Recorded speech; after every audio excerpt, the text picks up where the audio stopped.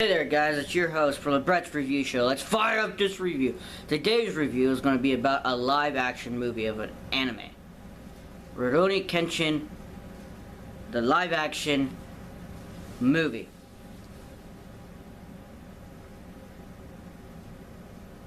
It is absolutely amazing. Each part showed Kenshin's struggles, and I like the fact that they combined the many different arcs in the anime itself into 3 movies. Yes, each thing was a little different, but yet they did a damn good job. After he laid down his sword to no more being a manslayer, and his vow taking up Sakabato, the reverse blade sword, to never kill again. Every actor, including the director, that took part in this movie, that did this movie, did an excellent job. An excellent job portraying the characters, how they told their story. Each movie was excellent. They did it perfectly. Even in the timing. The timing with the music and the action was amazing. Kyoto Inferno, in that fight before Kenshin faced Shishio again, when Kaoru was taken, before she was kicked off the boat, before that moment, in that battle in that village, was amazing. The music, amazing. Amazing. I couldn't stress it enough.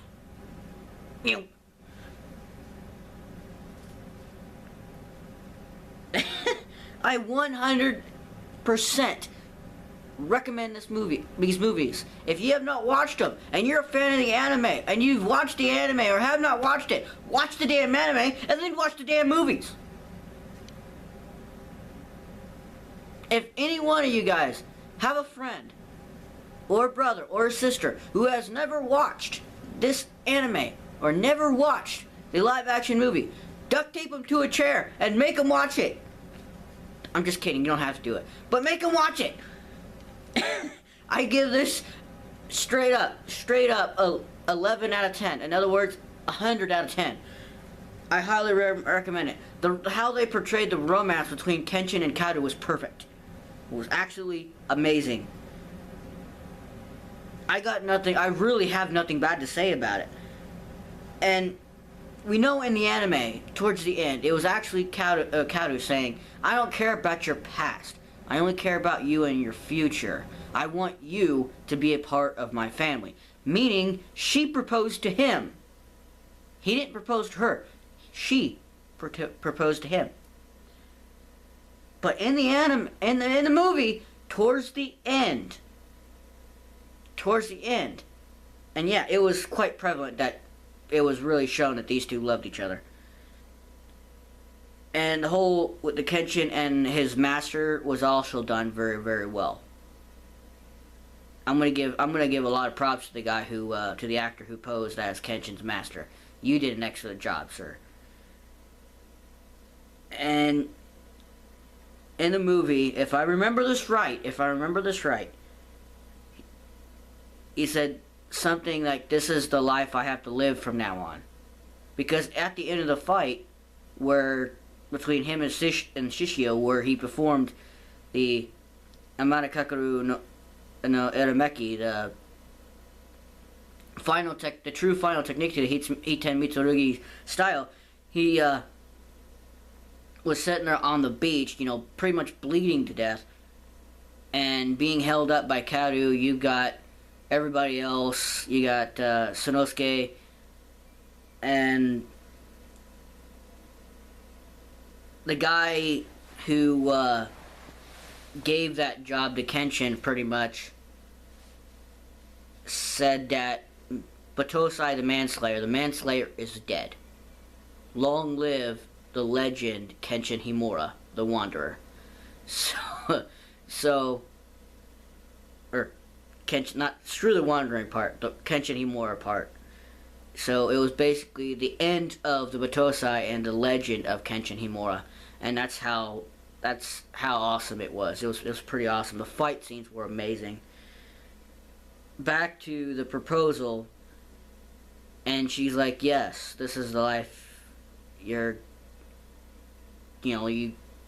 should sit there and watch it and enjoy it, and I'll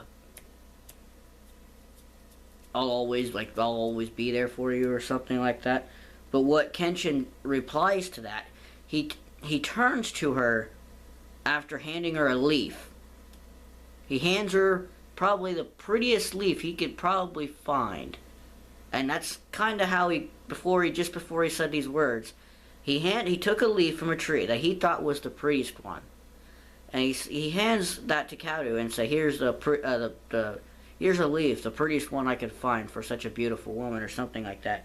And Kadu's like sitting there looking at him, holding the leaf, just looking at him. And she sits there quietly, and then he goes, Miss Kadu, will you watch it over with me? And her response was, eh? What?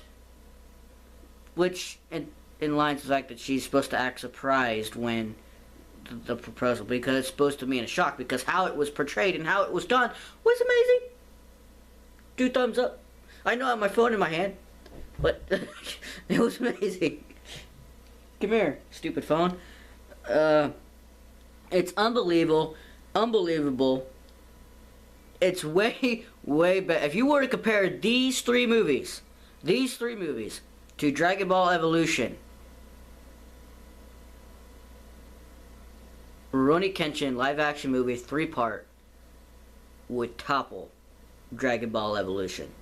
Dragon Ball Evolution does not compare against this movie. It is so much better. The director and everybody else showed a lot of respect towards the anime and did an exceptional job. And it was excellent. Excellent.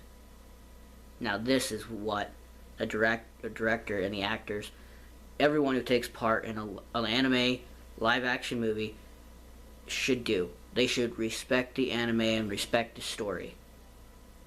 Not Dragon Ball Evolution. They didn't care for shit. All they wanted was the dollar bills. They didn't care for shit for the Dragon Ball story. But this one right here, Ruroni Kenshin, the 3-part movie,